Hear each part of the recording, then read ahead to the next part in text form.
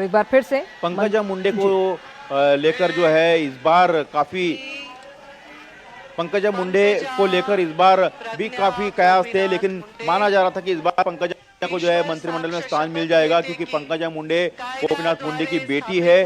बंजारा समाज, जैसे कि मैंने जब संजय राठौड़ हो या फिर धनंजय मुंडे इनके चचेरे भाई ने शपथ ली थी, तब भी ये बताया था कि बंजारा कम्युनिटी महाराष्ट्र में बहुत बड़ा असर रखती है। करीबन महाराष्ट्र के 30 से 40 सीटों पर बंजारा कमेटी का असर होता है, और मराठवाड़ा में पंकजा मुंडे तो पार्टी का बहुत बड़ा चेहरा है। जैसे इनके पिता लोक नेता थे, वैसे जननेता थे, वैसे भी जननेता है।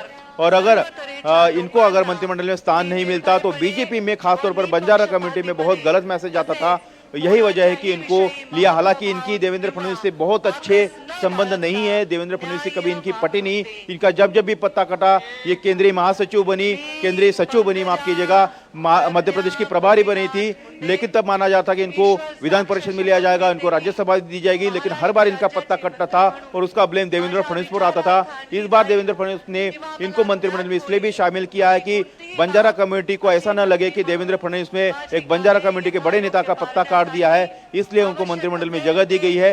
हर कम्युनिटी को, हर जो है समाज के तबके को देवेंद्र फडणवीस ने साथ रखा है और अपने नेताओं को साथ रखा है।